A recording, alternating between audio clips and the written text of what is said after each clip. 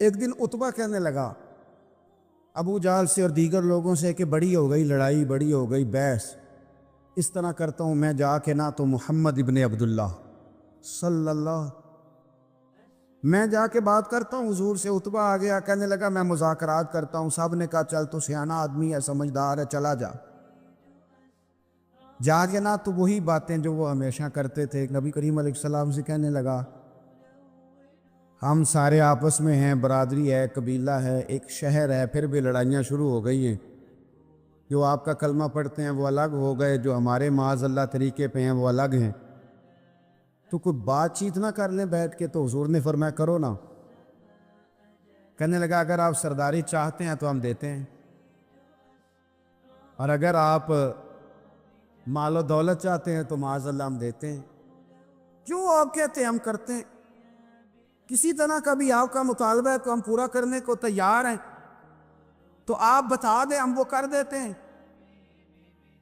وہ بڑی اس نے لمبی چوڑی تقریر کی، جتنی آفر گنا سکتا تھا گنوائیں۔ کریم خاموش رہے۔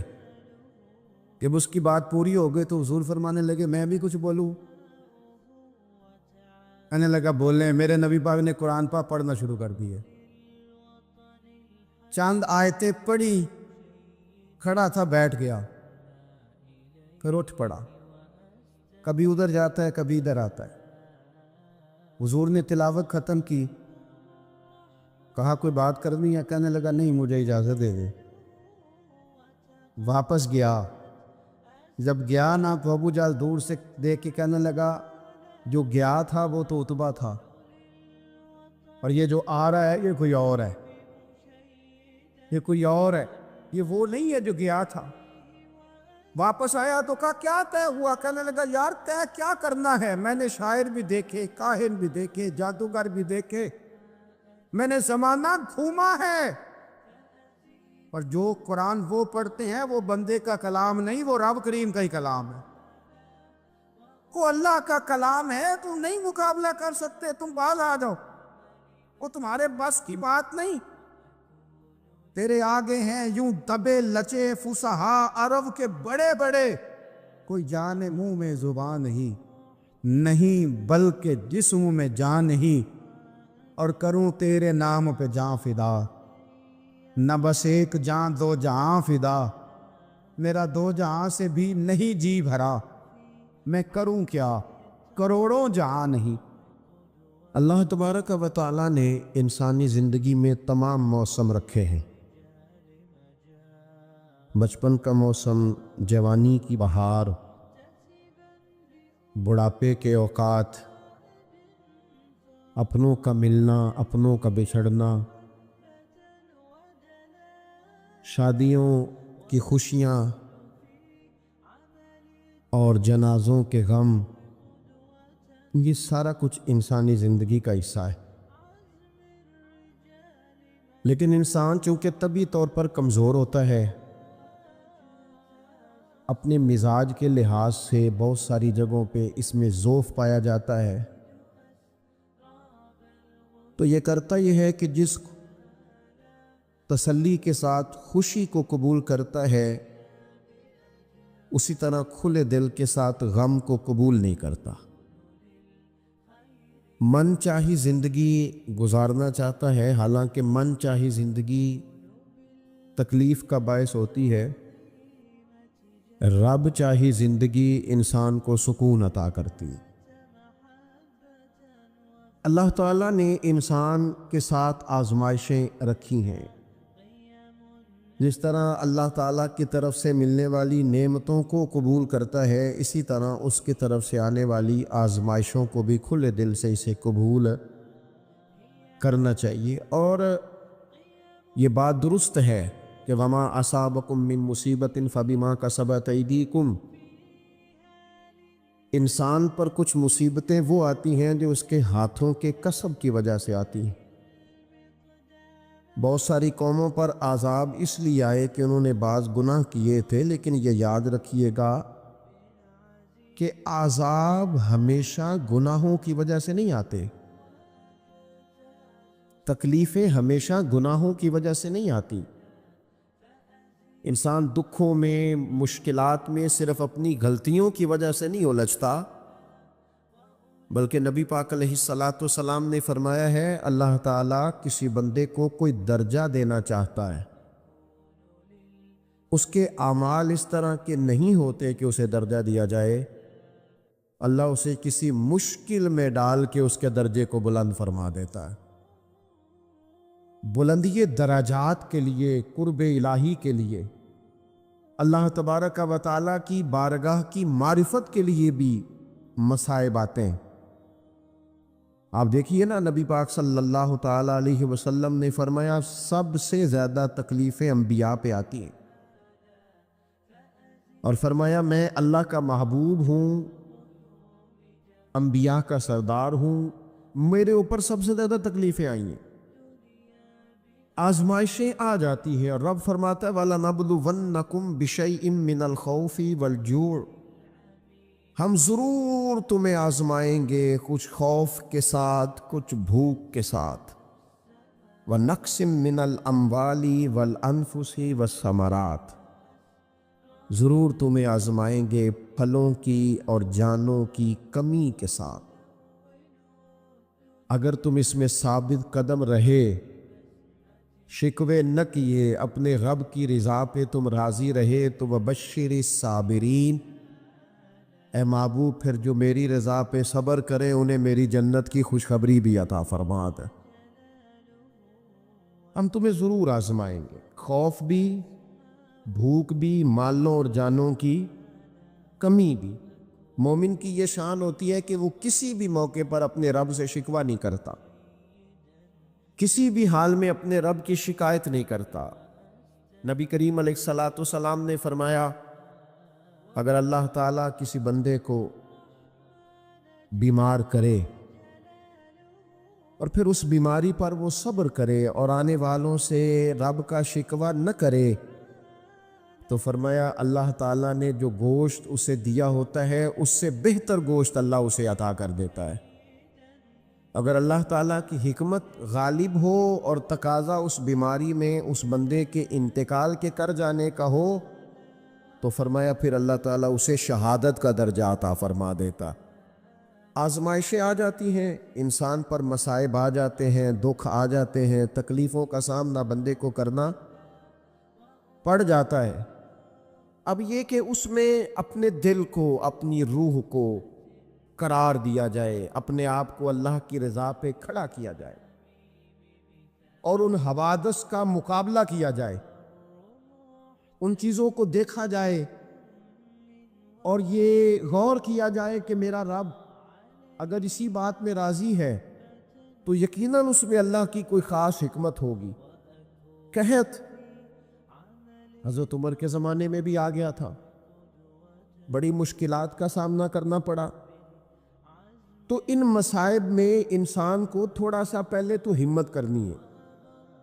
پھر اس میں کرنے کا جو کام ہے وہ یہ ہے کہ سب سے پہلا کام تو یہ ہے کہ اپنے رب کی بارگاہ میں کھل کے دعا مانگی جائے، اللہ تبارک و تعالیٰ کے حضور التجائیں کی جائیں، دعائیں کی جائیں، رب کریم کو منایا جائے۔ حضرت عمر فاروق رضی اللہ تعالیٰ عنہ کے زمانے میں جب قحط آیا تھا تو حضرت عمر نبی پاک علیہ السلام کے چچا کو حضرت عباس رضی اللہ تعالیٰ عنہ کو لے کے میدان میں نکلے تھے، اور کیا خوبصورت لفظ انہوں نے ترتیب دیے تھے، عرض کرتے تھے مالک پہلے ہم تیری بارگاہ میں محبوب پاک کو لے کے آیا کرتے تھے، آج محبوب نے ظاہری وصال کیا ہے تو تیرے محبوب کے چچا کو لے کے آئے ہیں، تو اے اللہ تو مہربانی فرما اپنے محبوب کے چچا کا صدقہ ہمیں بارش عطا فرما۔ تو بس حضرت عمر نے وہ دعا مانگی، حضرت عباس کو وسیلہ بنایا تو اللہ نے بارش عطا فرما دی۔ اچھا، پھر یہ دونوں چیزیں ہمیں حدیث صحیح میں ملتی ہیں۔ ایک نوجوان نے، ایک شخص نے آ کے حضور کی بارگاہ میں عرض کی یا رسول اللہ بارش نہیں ہوتی، دعا کر دیں، تو نبی پاک نے ہاتھ اٹھائے دعا کے لیے، اتنے ہاتھ بلند کیے کہ بغلوں کی سفیدی نظر آنے لگی۔ وہ کہتے ابھی محبوب کے دستے مبارک پوری طرح چہرے پر پھرے نہیں تھے کہ اللہ نے بارش عطا کر دی۔ پھر پورا ہفتہ بارش ہوتی رہی تو لوگوں کو اب بارش کی کثرت کی وجہ سے بعض مسائل بننے لگے تو وہ پھر حاضر ہوئے، عرض کی یا رسول اللہ دعا فرما دیں، اب تو کچھ مشکلات بڑھنے لگی ہے۔ تو حضور نے پھر ہاتھ اٹھائے، کہے اللہ اپنا فضل نصیب فرما، مہربانی فرما، کبھی بارش کی ضرورت ہوتی ہے اور کبھی بارشوں کا کثرت سے ہونا وہ تکلیف کا باعث ہو جاتا ہے بعض جگہوں پر۔ تو کہتے ہیں پھر حضور نے دعا فرمائی، ابھی چہرے پہ ہاتھ نہیں پھیرے تھے کہ مدینہ منورہ میں بارش ختم ہو گئی۔ تو سب سے پہلا اور ضروری کام ہمارا آج مزاج بن گیا ہے کہ ہم تبصرے کرتے ہیں، سیاست کرتے ہیں، اس پر بیٹھ کر اب ایک اور دور آ گیا ہے، ویڈیو بناتے ہیں، موبائل چلاتے ہیں، جو کہ بہت بڑا امتحان ہے ہمارے لیے کہ صرف 20 منٹ موبائل کو ہاتھ نہ لگائیں، بہت بڑا امتحان ہے۔ ہو سکتا ہے بہت سارے لوگ بڑی تکلیف میں آ جائیں کہ پورے 20 منٹ گزر گئے، اس پہ ویڈیو بنائیں گے، اس پہ کومنٹس کریں گے، اس پہ یہ کام ہم کرتے ہیں۔ حالانکہ اگر کوئی ایسی مشکل آ جائے تو شریعت نے ہمیں یہ سبق دیا کہ پہلے دعا، پہلے اللہ کی بارگاہ میں حاضری۔ اکبر الہ آبادی نے کہا تھا کہ مصیبت میں بھی اب یاد خدا ہم کو نہیں آتی، دعا منہ سے نہ نکلی، جیبوں سے عرضیاں ہی نکلی۔ ہم محکموں میں درخواستیں دیتے ہیں لیکن دعا کی طرف بڑھتے، بڑا خوبصورت کام ہے۔ سب سے پہلے تو یہ کریں کہ وہ جو ہمارے بھائی تکلیف میں ہیں، مجبوری میں ہیں، ان کے لیے اپنے رب کی بارگاہ میں عرض کریں کہ مالک، قدرتوں کا مالک تو تو ہے، ہر چیز تو تیرے دست کرم میں ہے، اور تو کریم اتنا ہے کہ بندوں پہ تو غضب نہیں زیادہ فرماتا، رحمت ہی زیادہ فرماتا ہے، اور تیری رحمت تیرے غضب پر غلبہ رکھتی ہے، اس لیے مالک تو کرم فرما، اور یہ جو لوگ ہیں تو انہیں اپنے فضل سے ہی آسانی عطا فرما تاکہ اس مشکل سے نکل آئیں۔ جن دنوں قحط آیا تھا نا مکہ مکرمہ مدینہ طیبہ میں حضرت عمر کے زمانے میں، تو حضرت عمر فاروق فرماتے میں نے بغیر گھی کے کبھی کھانا نہیں کھایا تھا، لیکن میں نے قسم اٹھا لی تھی کہ جب تک سب لوگوں کو راشن کھانا میسر نہیں آتا میں بھی گھی نہیں کھاؤں گا۔ یہ جو اضافی اخراجات ہیں، ایڈوانس گاڑیاں بک کرانا، نئے ماڈل کے موبائل خریدنا، یہ جو ہمارے صرف ناز نخرے ہیں، صرف ان کو تھوڑا سا کلوز کر لو۔ عجیب بات ہے نا، عجیب ظلم ہے نا، ایک بچہ رات کو اس لیے کھانا نہیں کھا رہا کہ اس کی مرضی کا پکا ہوا نہیں، اور ایک طرف میرے ہی وطن میں اس ویڈیو نے بھی میری چیخیں نکلوا دی جس میں ایک بیٹی، اور اس کی عمر بھی بالکل اتنی ہے جتنی میری بیٹی کی عمر ہے، اس سے وہ صحافی پوچھتا ہے، پاؤں اس کے ننگے ہیں اور پاؤں پہ کیڑے چڑھ رہے ہیں، تو اس سے پوچھتا ہے پتر کیا چاہیے؟ وہ کہتی ہے صرف روٹی کھانی ہے، کوئی مطالبہ نہیں، کوئی مطالبہ نہیں، روٹی دا دکھ نہ پوچھو، یہ روٹی بندہ کھا جا دیجئے،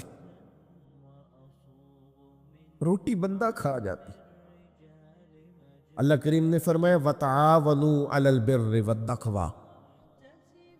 جب تقوی اور پرہیزگاری کا معاملہ ہو تو ایک دوسرے کے ساتھ تعاون کرو، ایک دوسرے کے ساتھ تعاون کرو، ایک دوسرے کا آگے بڑھ کے بازو تھامو، خیر کے کاموں میں ایک دوسرے کی مدد کرو، آگے نکلو۔ ہو جاتا ہے کبھی کبھی ایسا کہ ایک بھائی کے پاس بہت زیادہ مال ہوتا ہے، دوسرے کے پاس کم ہوتا ہے،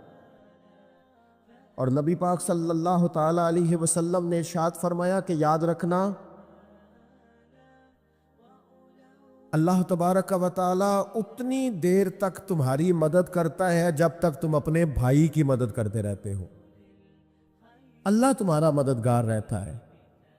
دیکھیے حضرت سیدنا آدم علی نبینا علیہ الصلاۃ والسلام سے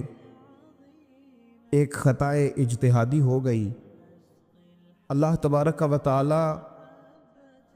نے ایک درخت کے پاس جانے سے منع کیا تھا، لیکن مشیت ایزوی کے حضرت آدم وہاں چلے گئے۔ اور پھر جب انہیں محسوس ہوا نا کہ میرا رب ناراض ہو گیا ہے اور وہ زمین پہ تشریف لے آئے، تو 300 سال انہوں نے رو کے گزارے۔ یہاں تو خشک ہو گئی ہیں لوگوں کی آنکھیں۔ اب بھی لوگ ٹی وی کی خبروں پر زیادہ توجہ دیتے ہیں، لوگ ظاہری اسباب پر زیادہ نظر رکھتے ہیں۔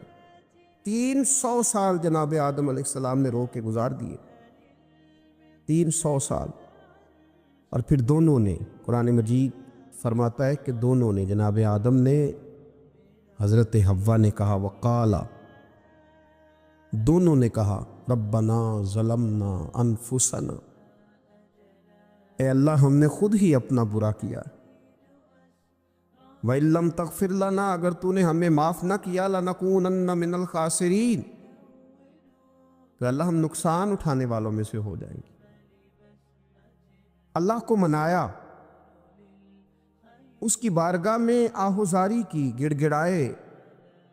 عرض گزار ہوئے، ربنا ظلمنا انفسنا، اے اللہ ہم نے خود ہی اپنا برا کیا ہے، وَإِن لَّمْ تَغْفِرْ لَنَا، اگر تو نے ہماری بخشش نہ کی، وَتَرْحَمْنَا، اور تو نے ہمارے اوپر رحم نہ کیا، لَنَكُونَنَّ مِنَ الْخَاسِرِينَ، تو ہم نقصان اٹھانے والوں میں سے ہو جائے۔ اللہ تو ہمارے اوپر رحم فرما، ہم پر فضل فرما، ہمارے لیے آسانی فرما۔ تو جب یہ جملے آپ نے ادا کیے تو پھر اللہ تبارک و تعالیٰ نے ان پر اتنا فضل فرمایا کہ مالک کریم نے اپنی ساری رحمتوں، برکتوں، نوازشوں سے انہیں مالا مال فرما دی۔ تو پہلے تو بات یہ ہے کہ احساس ندامت ہو، پھر اس کے بعد رب کریم کو منانے کی خواہش ہو، بے رخی کا مظاہرہ، اور اسی طرح کھیلتے رہنا اور اسی طرح روٹین کے کاموں میں لگے رہنا، بلکہ پہلے سے زیادہ ان چیزوں پہ توجہ کرنا جن پر پہلے کام کی جاتی، فضولیات کو اپنے معاملات کا حصہ بنا لینا، لوڈو پہلے سے زیادہ کھیلی جانا، شطرنج کی بازیاں لگنا، اور فلم اور ڈراموں پر توجہ بڑھا لینا، گیمیں کھیلنے لگنا، بجائے اس کے کہ اللہ نے اوقات دیے ہیں تو اس میں رب کو منایا جائے اس کی بارگاہ میں۔ لیکن وہ اس طرح جیسے شکاوت بڑھتی ہے، جیسے ہمیں احساس ختم ہو گیا، جیسے ہماری طبیعت کے اندر اب وہ والی بات نہیں رہی جو کہ ہونا چاہیے تھی۔ تو اللہ کریم کی بارگاہ میں عرض کیا جائے، رب کریم کے حضور ناز یہ گزارش کی جائے اور اسے منایا جائے۔ سورۃ المومنون کو دیکھیے تو اللہ تبارک و تعالیٰ نے ارشاد فرمایا، دیکھیے ذرا قرآن مجید کا انداز، فرمایا وَقُلْ رَبِّ اغْفِرْ وَارْحَمْ، کہا اے محبوب آپ فرمائیے، آپ مجھ سے کہیے، رب اغفر، یا اللہ تو معاف فرما دے، یا اللہ تو اپنے بندوں کو معاف فرما دے، ورحم، اور اللہ تو رحم فرما۔ اور محبوب آپ یہ کہیے کہ وانت خیر الراحمین، اے اللہ تو سب سے بڑھ کر رحم فرمانے والا۔ اے محبوب آپ یہ کہیے، کہ دیکھیے انداز، اللہ تو نے معاف کرنا ہے تو کر دے، فرمایا نہیں میرے حبیب پہلے کہیں گے،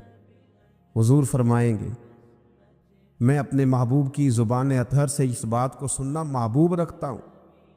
میرے محبوب کریم علیہ السلام فرمائیں گے، وَقُلْ رَبِّ اغْفِرْ وَارْحَمْ وَأَنْتَ خَيْرُ الرَّاحِمِينَ، اے محبوب آپ مجھے کہیے کہ اللہ تو بخش دے، رحم فرما، اور تو سب سے بڑھ کر رحم کرنے والا ہے، کوئی آنکھو شاید مان جاوے تے میرا کام تتڑی دا بن جاوے۔ اے محبوب آپ کہیے کہ اے اللہ تو رحم فرما، تو کرم فرما، اور تو سب سے بڑھ کر رحم کرنے والا۔ نبی پاک صلی اللہ علیہ وسلم نے نا ہماری توجہ دلائی، حضور صلی اللہ علیہ وسلم نے فرمایا بے توجہی کے ساتھ ادھر ادھر خیالات کر کے رب سے نہ مانگا کرو، تردد کے ساتھ، بے یقینی کے ساتھ نہ مانگا کرو، بلکہ رسول کریم صلی اللہ علیہ وسلم نے فرمایا،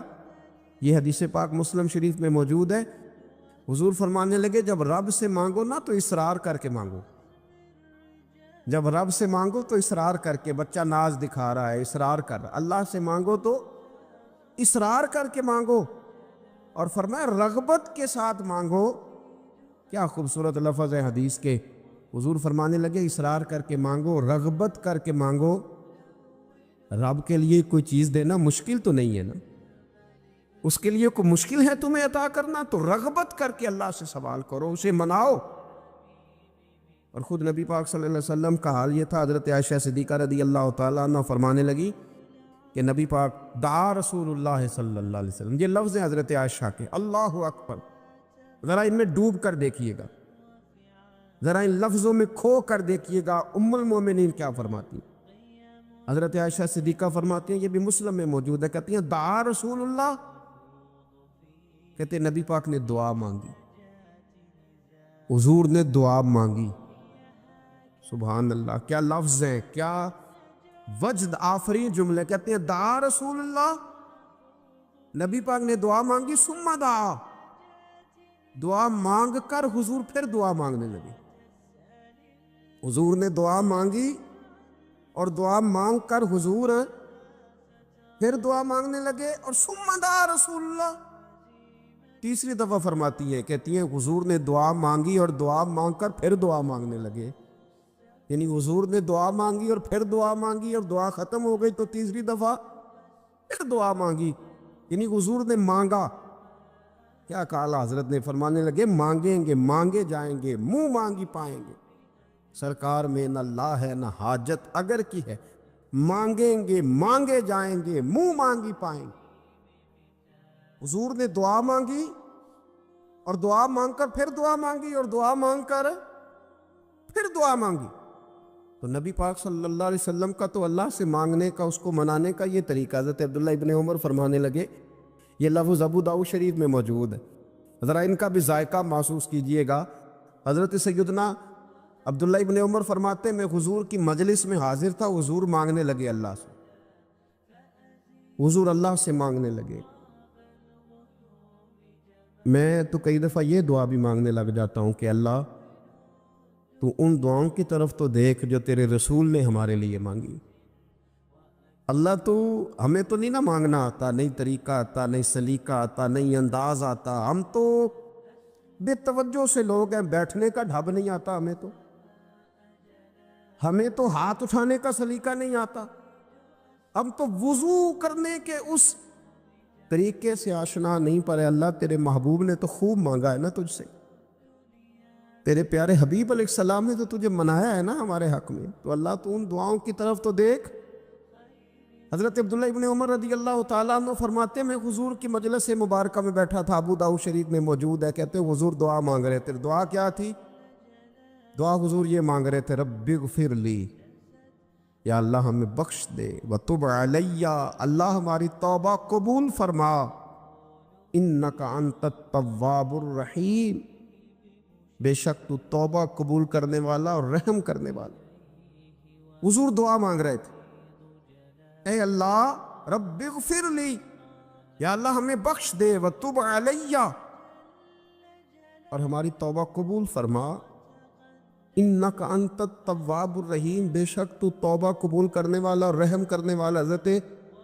عبداللہ ابن عمر فرماتے اس ایک دعا کو ایک ہی مجلس میں ایک ہی جگہ بیٹھ کر میرے نبی پاک نے اپنی زبان اطہر سے 100 مرتبہ ادا فرمایا۔ 100 مرتبہ حضور نے یہ لفظ کہے، رب اغفر لی وتب علی، رب اغفر لی وتب علی، رب اغفر لی، اے اللہ بخش دے، رحم فرما، وتب علی، بس قبول کر لے نا اب ہماری توبہ، انک انت التواب الرحیم، بے شک تو توبہ قبول کر لیا کرتا ہے، تو رحم فرمایا کرتا ہے۔ ایک ہی مجلس میں 100 دفعہ حضور نے دعا مانگی، دعا مانگ کے پھر دعا مانگی، اور دعا مانگ کے پھر دعا مانگی۔ اللہ کو منایا میرے رسول پاک، حضور نے ہمیں بتلایا، اسے مناؤ، اس کی بارگاہ عالی مرتبت میں جھکو، اور حضور نے خود بھی یہ طریقہ ہمارے سامنے بطور سنت کے چھوڑا، اور پھر نبی پاک صلی اللہ علیہ وسلم نے آگے بڑھ کے ہمیں کچھ اور باتیں بھی ارشاد فرمائی۔ حضور نے ہمیں بتلایا کہ پچھلے لوگ اپنے رب کو کیسے مناتے تھے، وہ کس طرح اس کے حضور ناز عرض کرتے تھے۔ حضور نے ہمیں اللہ کو منانے کے طریقے بھی بتلائے، فرمایا جب ماں باپ دعا مانگیں گے اولاد کے حق میں تو وہ مان جائے گا۔ حضور علیہ السلام نے فرمایا جب مسافر دعا مانگے گا تو اللہ مان جائے گا۔ فرمایا میرے رسول کریم نے جب بیمار دعا مانگے گا تو اللہ مان جائے گا۔ اور سید عالم علیہ السلام فرمانے لگے جب تمہارے ضعیف، کمزور، مجبور لوگ دعا مانگیں گے تو اللہ مان جائے گا۔ اور حضور نے فرمایا جب تم فرض ادا کر کے دعا مانگو گے تو اللہ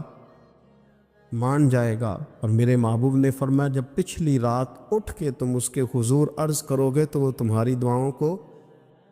قبول کر لے گا، وہ تو مان جائے گا۔ اور حضور نے ہمیں دن بتائے، فرمایا جمعے والے دن مانگنا مان جائے گا، شب قدر کو مانگ لینا مان جائے گا، شب برات میں دعائیں کرنا وہ مان جائے گا، رمضان کی راتوں میں مانگنا مان جائے گا، قرآن پاک کے ختم کے موقع پر دعا کرنا مان جائے گا۔ طریقے بتلائے۔ اب یہ ہے کہ ہم نے تو مانگنا تھا نا اس کی بارگاہ میں، ہم نے تو حاضر ہونا تھا، ہم نے تو جانا تھا۔ اب ہم نے آگے بڑھنا ہے، اس کے حضور عرض کرنا ہے۔ حضور نے ہمیں بتلایا کہ مومن متقی ہوتا ہے نا، پرہیزگار ہوتا ہے، اس نے کچھ نیکیاں بھی کی ہوتی ہیں، جس طرح اسے اپنے گناہوں کا پتہ ہوتا ہے نا، اسے پتہ ہوتا ہے کہ نہیں یار فلاں کام میں نے فقط اللہ کی رضا کے لیے کیا ہوا ہے، وہ میرا اور میرے رب کا راز ہے۔ فرمایا جب تم بڑے الجھ جاؤ نا، جب تم بڑی آزمائش میں آ جاؤ اور جب تم سمجھ لو کہ اب میں بڑی تکلیف میں آ گیا ہوں، تو پھر ایک طریقہ حضور نے ہمیں اور بھی بتلایا مانگنے کا، ایک اور طریقہ بھی بتلایا، اور وہ روایت صحیح مسلم میں موجود ہے۔ راوی حضرت عبداللہ ابن عمر رضی اللہ تعالیٰ عنہ، حضور فرماتے ہیں 3 لوگ سفر کر رہے تھے۔ یہ آپ اندازہ فرمائیے صحیح مسلم کی حدیث ہے، ذرا حضور کے سمجھانے کا ایک یہ رنگ بھی ہے اللہ کو منانے کا، ایک یہ انداز بھی ہے اس کی بارگاہ میں گزارشات پیش کرنے کا، یہ بھی ایک طریقہ حضور نے ہمیں بتلایا۔ اگرچہ اپنی نیکیوں کو چھپانا چاہیے، نیکیاں جو چھپی ہوئی ہوتی ہیں وہ قیمتی ہوتی ہیں، وہ قیمتی چیزیں ہوتی ہیں جو لوگوں نے چھپا کر کے رکھی ہوتی ہیں۔ حضرت عبداللہ ابن عمر فرمانے لگے کہ نبی پاک صلی اللہ علیہ وسلم فرماتے ہیں 3 لوگ سفر کر رہے تھے، رستے میں طوفان آ گیا، تیز بارش شروع ہو گئی، تو حضور فرماتے ہیں وہ تینوں بارش سے بچنے کے لیے ایک غار میں چھپ گئے۔ ان کو پتہ ہے پرانے زمانے کے اندر غاریں ہوتی تھیں، اور لوگ جب سفر کرتے تھے لمبے تو پتھروں اور پہاڑوں کے بیچ میں سے سفر کرتے تھے، وہ غار کے اندر چلے گئے۔ اب چونکہ طوفان بہت زیادہ تھا، جب وہ غار کے اندر چلے گئے تو اللہ کے پیارے حبیب صلی اللہ علیہ وسلم فرماتے ہیں پتھر اوپر سے لڑکتا ہوا آیا اور غار کے منہ کے آگے آ کے اس نے غار کو بند کر دیا۔ اب اتنا تیز اور اس مضبوطی کے ساتھ وہ پتھر لگا اور اتنا صحیح فٹ ہوا کہ اندر روشنی آنی بھی ختم ہو گئی۔ اب 3 لوگ ہیں، تھوڑی دیر تو وہ پریشان رہے کہ شاید اب کبھی بچ نہیں سکیں گے، شاید چاروں جانب اندھیرا ہی ہے اور اندھیرا ہی رہے گا، شاید یہاں سے نکلنے کے لیے اب ہمیں کوئی رستہ میسر نہیں آئے گا۔ وہ پہلے تو پریشان ہوئے، پھر کہنے لگے یار اس طرح کرو، ذرا غور کیجئے گا میری بات پہ۔ فرمایا اس طرح کرو، اگر کوئی زندگی میں نیکی کی ہے نا تو ذرا اس نیکی کو یاد تو کرو، اور یاد کر کے اس مالک کے حضور عرض تو کرو، وہ کریم ہے، کوئی آنکھو شاید من جاوے تے گل کم تتڑی دا بن جاوے، عرض تو کرو۔ ان میں سے یہ آپ اندازہ فرمائیے، یہ بات بیان کون کر رہا ہے؟ یہ مدینے والے رسول بیان کر رہے ہیں، یہ نبی پاک علیہ السلام نے بیان فرمایا، یہ وہ کہانی ہے جو ہمیں ہمارے نبی پاک نے سنائی، رسول کریم علیہ السلام نے ہمیں بتلائی، یہ داستان محبت۔ حضور فرمانے لگے ایک نے ان میں سے ہاتھ اٹھائے اور اس نے انداز کیا چھیڑا، عرض کرنے لگا اللہ تو جانتا ہے نا میں نے بکریاں رکھی ہیں، میں غریب ہوں، مزدور ہوں، اور مالک تو یہ بھی جانتا ہے کہ میرے بچے بھی ہیں، بیوی بھی ہے، اور میں جب بھی گھر لوٹا ہوں تو دودھ میں نے بچوں اور بیوی کو پہلے نہیں دیا، بوڑھے ماں باپ کو پہلے دیا۔ اللہ میں نے ان کے ساتھ ہمیشہ کرم کے بازو کھول کر معاملہ کیا۔ وہ غار میں تنہا بیٹھے ہیں اور اپنے مالک کو منا رہے ہیں۔ عرض کرتے ہیں اللہ تجھے یاد ہے نا ایک رات جب میں بڑی دیر سے لوٹا تھا، لکڑیاں کاٹتے درخت تلاش کرتے مجھے دیر ہو گئی، میں دیر سے لوٹا تھا، نیت یہ کر رکھی تھی کہ دودھ سب سے پہلے ماں باپ کو پلاؤں گا۔ مالک جب میں لوٹا تو وہ بوڑھے تھک کر کے سو گئے تھے۔ میری بیوی نے مجھے کہا کہ بچوں کو پلا دو، وہ سو گئے، تو میں نے کہا نہیں، میرے ذمے ہے ان بوڑھوں کے دل کو ٹھنڈا کرنا، ان سے پیار کرنا۔ اللہ بیوی مانگتی رہی، بچے طلب کرتے رہے، میرے ٹانگوں میں گھومتے رہے، بار بار آتے رہے، اور میں نے دودھ نہیں پلایا۔ اے مالک فجر ہو گئی، آفتاب طلوع ہونے کا وقت آ گیا، پر میں نے ماں باپ کے بیدار ہونے کا انتظار کیا۔ اے اللہ وہ جب اٹھے تو ان کی آنکھوں میں جو میرے لیے دعا تھی اور ان کے سینوں میں جو میرے لیے کرم تھا، اگر تیری بارگاہ میں وہ نیکی قبول ہے تو مالک پھر رحم فرما، میں اس مشکل سے آسانی عطا فرما۔ سنو سنو، رسول کریم صلی اللہ علیہ وسلم فرماتے ہیں کہ اس بندے کی دعا مکمل ہوئی تو پتھر تھوڑا سا سرک گیا، اور اتنا سرکا کہ آسمان نظر آنے لگا۔ جس نے ماں باپ کو منایا ہے، ان سے پیار کیا ہے، پھر یہی بات وسیلہ بن جائے گی رب کے ماننے کا، پھر یہ وسیلہ بنے گی، اللہ اس سے مان جائے گا۔ پھر رسول کریم صلی اللہ علیہ وسلم فرمانے لگے، دوسرا بولا اور عرض کرنے لگا کہ اے اللہ تو جانتا ہے مجھے اپنے چچا کی بیٹی بھانے لگی تھی، میں اس کی طرف رغبت کرنے لگا تھا، اور میں نے جب اس سے جا کے ارادہ کیا کہ میں تیرا طالب ہوں، تو اس نے مجھے کہا کہ پہلے 100 دینار لاؤ بانا، تو اللہ میں نے مشقت کر کے 100 دینار جمع کیے، اور جب میں پوری طرح اس پر حاوی ہو گیا، وہ میرے قبضے میں آ گئی اور گناہ کا میں نے ارادہ کر لیا، تو اس عورت کے منہ سے ایک جملہ نکلا کہ اللہ سے ڈر۔ اے مالک وہ میرے قبضے میں تھی، اے اللہ میں گناہ پر قادر تھا، میں چاہتا تو گناہ کر لیتا، لیکن جب اس نے تیرا نام لے کے کہا نا کہ اللہ سے ڈر، اللہ میں ڈر گیا، میں اسے چھوڑ کے آ گیا۔ اگر تجھے یہ بات پسند ہے تو پھر نکال دینا اس مشکل سے، پھر کر دینا کرم۔ اللہ میری بھی تو چڑھتی جوانی تھی نا، میں بھی تو سب کچھ کر سکتا تھا، پر تیرے لیے، تیری خاطر میں لذت گناہ سے باز رہا، تو اللہ تو رحمت فرما دے۔ حضور فرماتے ہیں اس کی دعا مکمل ہوئی تھی کہ پتھر تھوڑا اور سرک گیا۔ پھر تیسرا بولا، اور اس نے بول کے کہا اے اللہ ایک مزدور کو، ایک دیہڑی دار کو، ایک غریب کو میں نے کام پہ رکھا ہوا تھا، یہ تیرا اور میرا راز ہے اللہ۔ وہ مزدور، وہ دیہڑی دار میرے پاس کام پہ لگا تھا، کچھ چاول میں نے اس کی اجرت مقرر کر دی کہ تو کام مکمل کرے گا تو میں تجھے دوں گا۔ وہ جب اجرت لینے کا وقت آیا تو وہ بگڑ کر ناراض ہو کر چلا گیا، میں اسے ڈھونڈتا رہا، وہ مجھے ملا نہیں، میں نے اس کے چاولوں کی قیمت کاروبار میں انویسٹ کر دی، اس کا تھوڑا سا سرمایہ پر میں نے کھایا نہیں۔ پھر وہ اس سے میں کاروبار کرتا رہا، اور اتنا کاروبار کیا کہ بہت ساری گائیں اور ان کے چرواہے تیار ہو گئے۔ وہ سالوں کے بعد لوٹا، میں نے اس غریب کا مال کھایا نہیں بلکہ بڑھایا، محفوظ کر کے رکھا۔ وہ سالوں کے بعد لوٹا اور کہنے لگا میرا مال، تو میں نے کہا وہ ساری گائیں تیری ہے، وہ چرواہا تیرا ہے، یہ سارا کچھ تیرا ہے۔ وہ کہنے لگا تو مجھ سے مذاق کرتا ہے، میں غریب کہاں اور گاؤں اتنی بڑی گائیں کہاں، تو مذاق کرتا ہے؟ تو میں نے کہا مذاق نہیں، میں نے اپنے رب سے ڈر کے تیرے مال کی حفاظت کی، یہ تیرا ہے۔ اے اللہ میں کھا بھی تو سکتا تھا نا، پر تجھ سے ڈر کر میں نے وہ سارا محفوظ رکھا۔ اللہ اگر تجھے میری یہ ادا پسند ہے تو پھر آج مان جانا، آج راضی ہو جا۔ اللہ کے رسول فرماتے ہیں اس کی دعا مکمل ہوئی تھی کہ پتھر لڑکا اور ان کے لیے رستہ بن گیا۔ وہ باہر آ گئے تو حضور نے ہمیں بتلایا کہ وہ تمہاری نیکیاں جو چھپی ہوئی ہیں، وہ تمہاری نیکیاں جو تم نے خالص اللہ کی رضا کے لیے کی ہیں، ان نیکیوں، ان اعمال کا وسیلہ بھی تمہارے رب کے ماننے کا ذریعہ بن جائے گا۔ اس کو منایا جائے، اس کے حضور حاضری دی جائے، اس سے بخشش کا سوال کیا جائے۔